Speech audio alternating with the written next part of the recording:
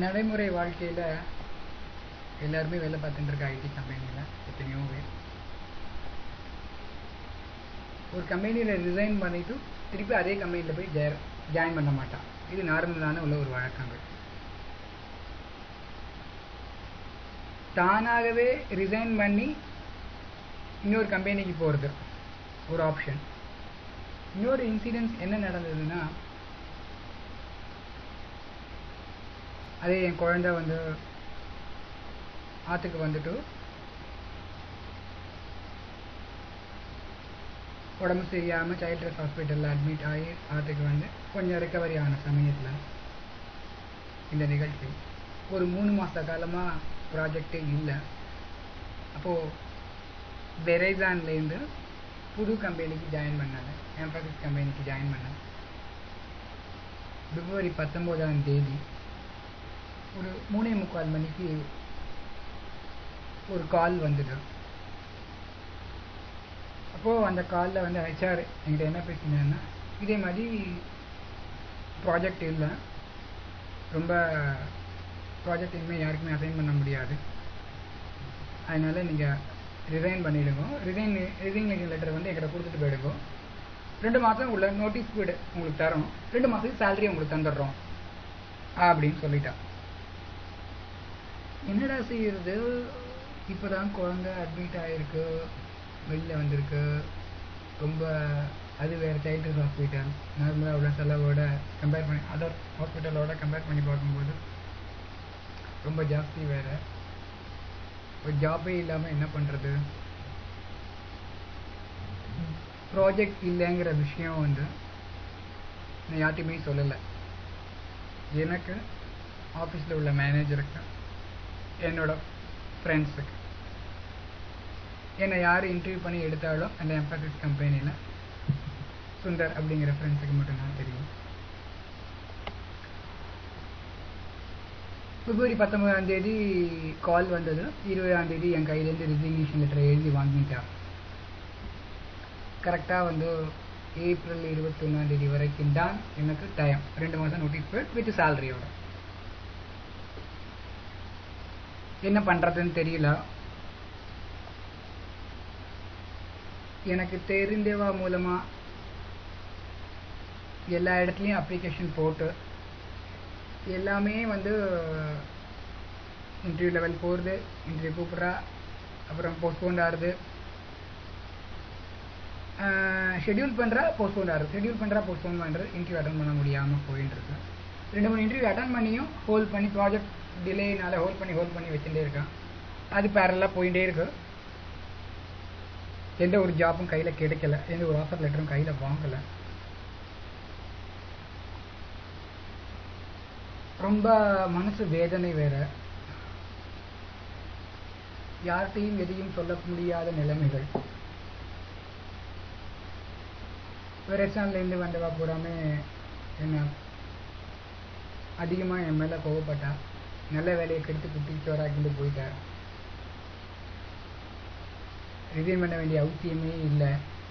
ஜாஜாவாட்டமாக 58 வயசு வரையும் தாராளமாக இங்கே வேலை பார்க்கலாம், யாரும் ஒன்றும் சொல்ல மாட்டா.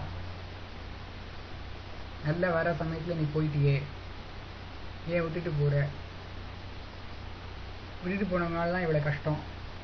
எல்லாரும் எல்லா விதமான பேச்சுக்களையும் கேட்டுண்டு வேலையும் தேடிட்டு இருந்தேன். அப்போது மார்ச் மாதம் 13ஆம் தேதி அப்போது ஒரு கம்பெனிலேருந்து எனக்கு கால் பண்ணிவிட்டு இதே மாதிரி ஏற்கனவே செலக்ட் ஆகிட்டு, ஆக்சுவலாக வந்து இன்னும் 1 more ரவுண்ட் இருக்குது, அந்த ரவுண்ட் முடிஞ்சோன்னா ஹெச்ஆர் இன்டர்வியூ தான், அப்போது சேலரி நெகோஷியேஷன், சேலரியை பற்றி பேசிக்கலாம் அப்படின்னு சொல்லிட்டு வச்சுட்டான். ஆக்சுவலாக டெய்லி பிப்ரவரி 19ஆம் தேதியிலேருந்து மார்ச் மாதம் லாஸ்ட் வீக் வரைக்கும் ஃபுல்லும் டெய்லி அவருடைய ஆராதனை தான். என்னால் முடிஞ்ச வர காலையிலையும் சாயங்காலமும் ஃபுல் பிரார்த்தனை, சுப்பிரமணிய திருஷதி தான். அந்த சரவண கோலம் சுப்பிரமணிய திருஷதி. இன்டர்வியூ கால் அட்டன் பண்ண வேண்டியது. குழந்தைய கூட நான் பார்க்க போகல.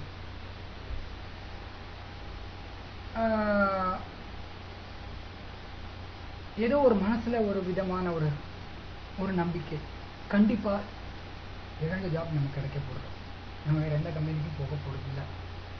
எந்த கம்பெனிக்காரா வேண்டாம்னு சொல்லிட்டு ப்ராஜெக்ட் இல்லை சொல்லி அனுப்பிச்சாலும் அவளை கூப்பிட வைக்கணும். கண்டிப்பாக கூப்பிட வைக்க போகிறது அவனுடைய அனுகிரகத்தினால. ஒரு மனசார ஒரு மனசுக்குள்ள ஒரு ஆள் மனசுக்குள்ள ஒரு விதமான ஒரு எண்ணம் டெய்லி தோணிகிட்டே இருக்கு, யார்ட்டையும் வெளியில் சொல்லிக்க முடியல. அப்போது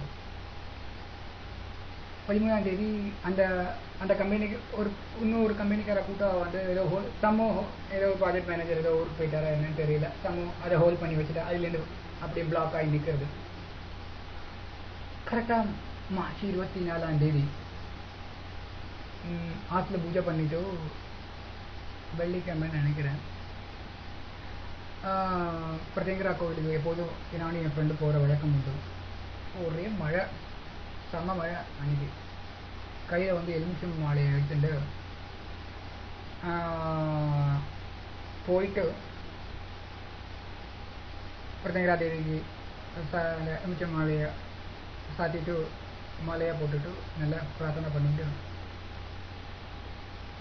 சீக்கிரமே போனதுனால சீக்கிரம் கூட்டம் ஒரு 4 o'clock 4:30 முன்னாடி போயிட்டேன். ஆக்சுவலாக போயிட்டு எல்லாம் சீக்கிரம் முடிச்சுட்டு கரெக்டாக கார்லேயே நானும் என் ஃப்ரெண்டும் கார்லேயே வடவள்ளி பக்கத்தில் இறக்கி விட்டேன். சரி ஓகே வடவள்ளி வச்சுட்டு போயிடலாம் அப்படின்னு சொல்லி வந்தேன். வடவள்ளியிலேருந்து இறங்கிட்டு அந்த பஸ் ஸ்டாப் டிபிஎஸ் அந்த டாடா கன்சல்டி சர்வீஸ்லேருந்து இறங்கி அந்த ஒரு தெரு மாதிரி போகும் அந்த வடவள்ளி கோவிலுக்கு போகும்போது, அந்த தெருவில் இறங்கிட்டு வர சமயத்தில் எனக்கு கால் வந்தது. ஏற்கனவே 2-3 தடவை மிஸ் கால் கொடுத்துருக்கா போலுக்கு, நான் கவனிக்கலை. ஆக்சுவலாக அந்த காரோட சவுண்டில் என்னால் கேட்க முடியல. கேட்கும்போது இதே மாதிரி எம்ஃபாசிஸ்லேருந்து பேசுகிறோம், ஹச்ஆர் பேசுகிறா. பேசும்போது are you willing to rejoin? I am going to send a mail. Please reply to me immediately. Are you willing to rejoin to Emphasis? We got one more project with Elsa. அப்படின்னு சொல்லிட்டு டெல்சான்னு ஒரு project assign ஆகிருக்கு, நீங்கள் rejoin அவைலபிளாக join பண்ணுறதுக்கு. அதோட வேறு என்ன வேணும் எனக்கா?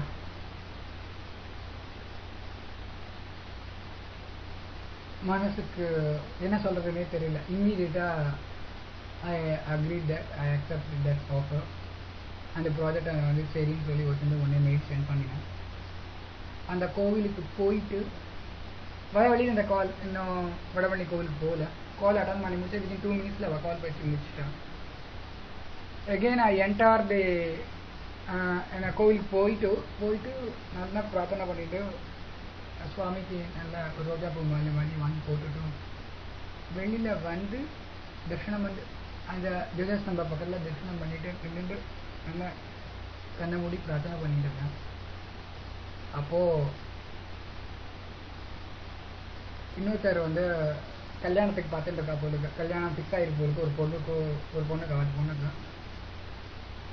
அப்போது அவள் 2 பேருடைய கான்வர்சேஷன் எனக்கு காலையில் விளையாட்டு. அப்போது எல்லாம் முடிஞ்சு போச்சு, போ எல்லா இடமும் முடிஞ்சு போச்சு, நல்லதாக உனக்கு அமைஞ்சாச்சு, போ ஒரு பிரச்சனை இல்லை, இப்போ அவளே எடுத்துக்கோ, போ மாப்பிள்ளை நல்ல பையன், அங்கே தான் போய் அமைய போகிறது, அந்த இடமே முடிச்சிடும், அந்த இடத்துல முடிச்சிடும். அந்த வேர்டு அந்த இடத்துல முடிச்சிடும். அந்த வேர்டு தான் எனக்கு ஞாபகத்துக்கு வந்தது.